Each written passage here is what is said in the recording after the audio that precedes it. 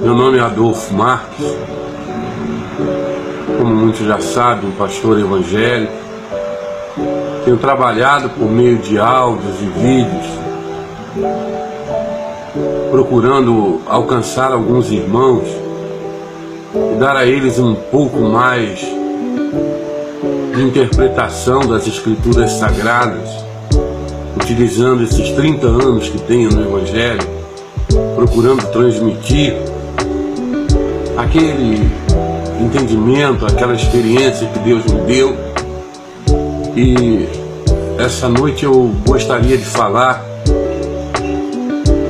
sobre o crente e o cristão. Jesus disse uma certa vez, está contido no livro de São João: se alguém quiser conhecer que a sua doutrina é de Deus, então prove. Todos têm o direito de provar. Aí há uma diferença entre o cristão e o crente. O budista é um crente, o espírita é um crente, o espírita do candomblé, o kardecismo, todos são crentes. Agora, cristão é aquele que pratica a doutrina de nosso Senhor e Salvador, Jesus Cristo. Há uma grande diferença entre o Velho e o Novo Testamento. O Velho Testamento, ele nos leva ao conhecimento do Senhor. E nós podemos, através da leitura do Velho Testamento, baseado na teologia, matéria de escatologia, confirmar que esse Jesus Cristo que nós servimos é o verdadeiro. É o Filho do Deus que criou os céus e a terra. É Filho do Deus Todo-Poderoso. Como disse o profeta Emanuel, que quer dizer Deus conosco. Essa palavra Jesus Cristo, ela deriva do grego, porque os evangelhos foram escritos em grego. E é semelhante a Josué. Jesus é uma palavra, um nome equivalente ao nome de Josué, que quer dizer que é igual a Jeová. E muitos hoje fazem questão de dizer Yahushua, Hamashia, mas porque leem muito o Velho Testamento e ficam assim confundindo a cabeça das pessoas. Então não é o nosso propósito. O meu propósito nessa noite é ajudar a elucidar, a esclarecer. Ah, mas é a palavra de Deus. E é muito comum, quando nós falamos essas coisas, as pessoas ficarem irritadas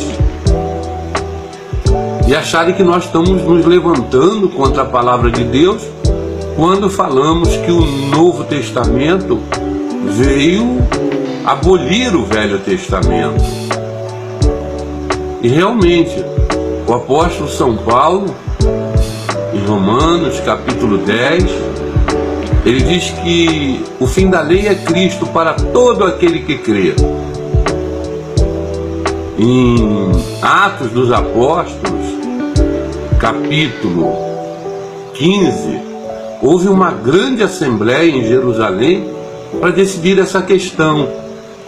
Não há mais necessidade de estarmos discutindo um assunto que já foi decidido por aqueles que andaram com Cristo. Se congregaram no ano 50 DC, os apóstolos, os anciãos da época, para tratar de tudo aquilo que seria apresentado como doutrina para os gentios que somos nós. E no versículo 10 o apóstolo São Pedro diz que o que passasse daquilo ali que eles estavam decidindo seria tentar a Deus. Ele ainda pergunta: por que tentares a Deus, pondo sobre a cerviz dos discípulos Um jugo que nem nossos pais e nem nós conseguimos suportar. Confira na sua Bíblia, irmão. Você que está tendo hoje a oportunidade de ouvir esse áudio, de assistir esse vídeo, procura na sua Bíblia Atos dos Apóstolos, capítulo 15, versículo 10. E logo depois se reuniu Tiago também falando, e chegaram a uma conclusão que apenas 4 coisas deveriam ser apresentadas para a doutrina dos gentios: a idolatria, a prostituição, a carne sufocada e o sangue. Então, está encerrado aquele sentimento de querer inquirir os irmãos na igreja para guardarem as leis de Deus. A coisa é seríssima, irmãos. Muitos eu reconheço que não têm a oportunidade, não têm acesso a uma enciclopédia, a um dicionário, e por isso eu estou querendo ajudar nessa hora. Muitos não têm acesso e falam coisas às vezes que nem mesmo eles têm como afirmar que está certo. Já vi tantos irmãos exigirem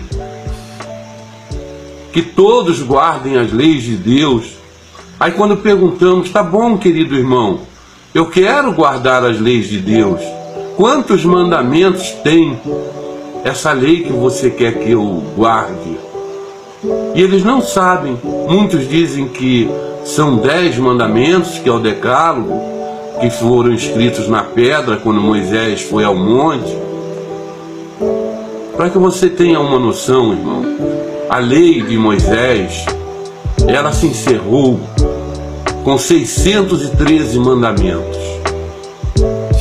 Então, 613 mandamentos que nós nem temos condição, às vezes, de estudar a todos. Não conhecemos. Por que cobrar dos irmãos aquilo que nós nem conhecemos? Nós nem sabemos se estamos guardando. Vocês viram como eu falei há pouco? O apóstolo São Pedro, na Assembleia de Jerusalém, ele disse que é tentação a Deus lançar sobre os gentios um jugo que nenhum homem sobre a terra conseguiu suportar. A lei foi permitida por Deus para encerrar todos os homens debaixo da condenação, para que Deus, olhando do céu, não visse um justo sequer, para que através da graça concedida pela morte de Jesus Cristo na cruz do Calvário, todos pudessem ter reconciliação e paz com Deus. Então, fica agora alguns capítulos, alguns versículos, para que você possa analisar, para que você possa reconhecer essa verdade que eu estou falando.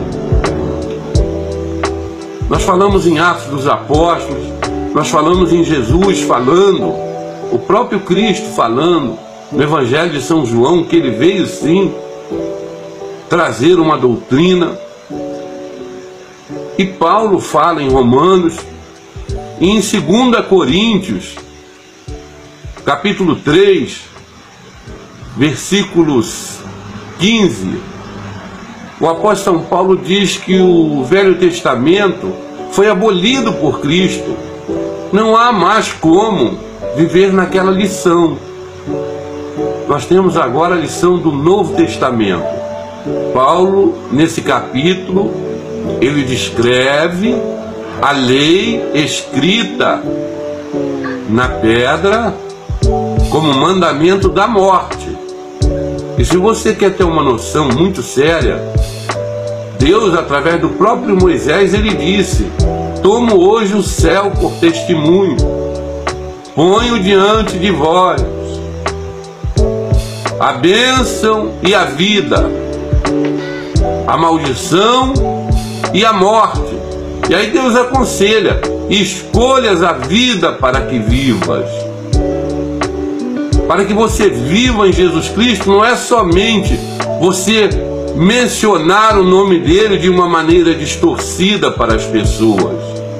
Você tem que viver a doutrina que ele trouxe. Ele trouxe uma nova doutrina.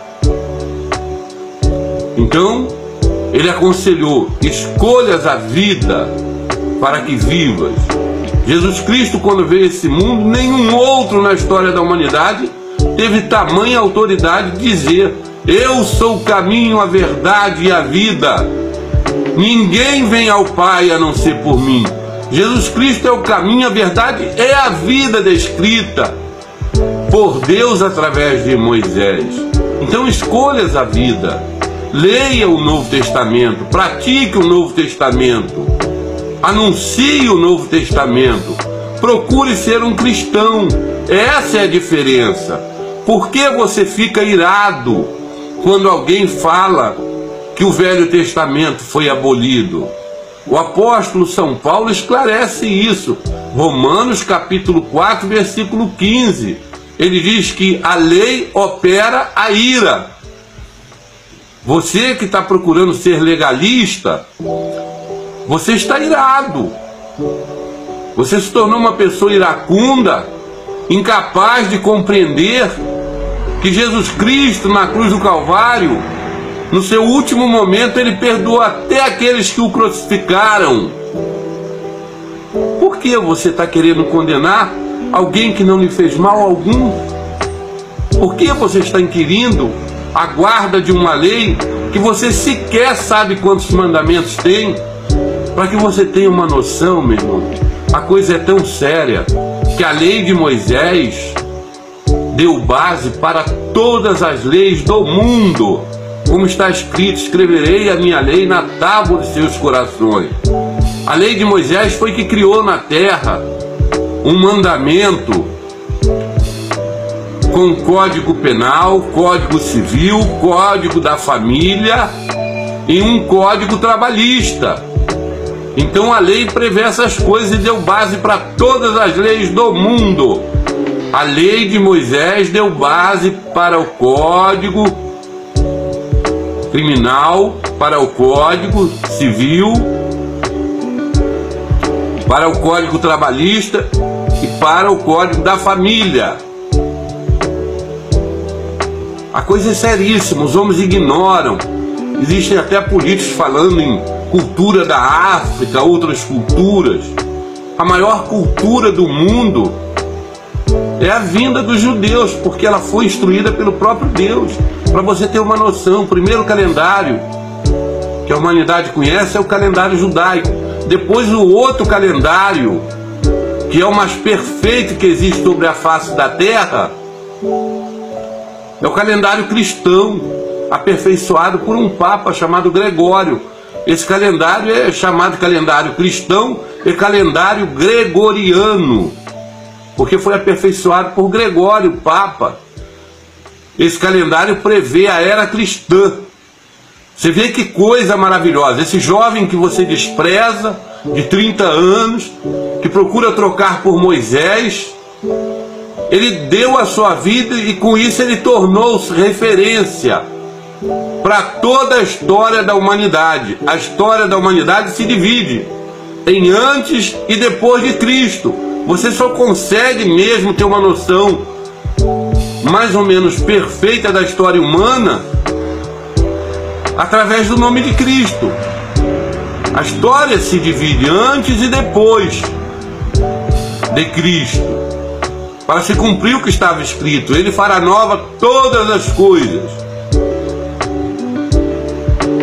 Todas as coisas foram feitas novas, inclusive o calendário.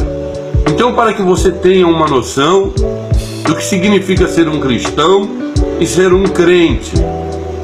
Cristão não anda apontando o dedo para ninguém, não anda acusando ninguém. Cristão anda empenhado em anunciar o santo evangelho de nosso Senhor e Salvador Jesus Cristo. Anda empenhado em anunciar que Jesus Cristo salva, cura, liberta e leva para os céus. Então Jesus veio dar um novo nascimento, o grande sonho de todo ser humano. Ah, se eu conseguisse nascer de novo, com a experiência que tenho jamais cometeria os mesmos erros na minha vida. Está aí a oportunidade. Jesus disse que aquele que não nascer de novo não pode ver o reino dos céus. Então procure nascer de novo, meu irmão. Você que por causa de Malaquias, dos 10% do salário do seu semelhante, do salário da viúva pobre, trocou a doutrina de Cristo pelo Velho Testamento, agora não tem mais condição moral, não suporta mais falar sobre o Novo Testamento, porque as palavras do Senhor no Novo Testamento, os ais, que é uma expressão de dor que Jesus proferiu em Mateus 23 e em Lucas 11, se você já não suporta mais, se você se tornou um prosélito, ou seja, um aprendiz de fariseu, há tempo para voltar atrás, irmão. Jesus te ama, Jesus quer que você se arrependa.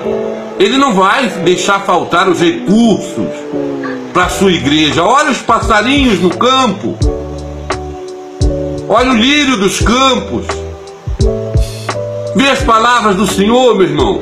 Para com esse negócio de amaldiçoar seu irmão, dizer que o diabo vai comer na mesa do irmão, que o irmão vai parar na farmácia, vai ficar doente por causa de dízimos.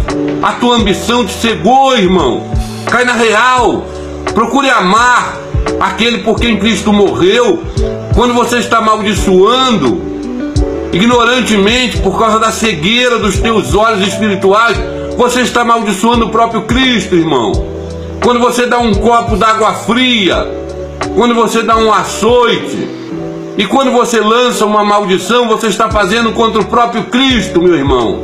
Que Deus te abençoe nessa noite, que você possa entender e respeitar as palavras do Cristo, que as lágrimas que eu tenho derramado por você não fiquem em vão, que você acorde enquanto é tempo, porque foi uma das coisas que Jesus lamentou. Ele não viu o meio dos prosélitos de fariseu escaparem da condenação do inferno. Ele diz que são 2 vezes mais dignos do inferno do que o próprio fariseu. Que Deus tenha misericórdia de você, meu irmão. Que você possa acatar as palavras santas do Senhor Jesus Cristo. Que Deus abençoe a todos que venham ouvir esse áudio. Que Deus derrame sobre vocês a sua santa graça em nome de Jesus. Não esqueça, Jesus te ama, meu irmão. Eu estou fazendo esse áudio não para te condenar, não para te açoitar. Estou fazendo por amor a você, por amor à tua família, por amor à nossa nação.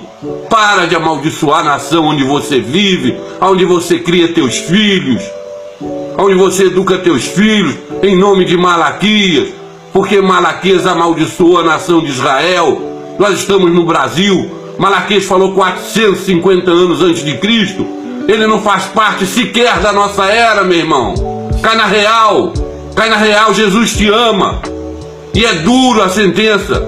A palavra dele foi vista em Apocalipse. Uma espada saindo da sua boca, que é a sua língua, as suas palavras. Palavras duras. Tudo que de graça receber, de graça dai. Para de botar preço na bênção de Deus, meu irmão. Em nome de Jesus Cristo, Deus abençoe a todos. Amém.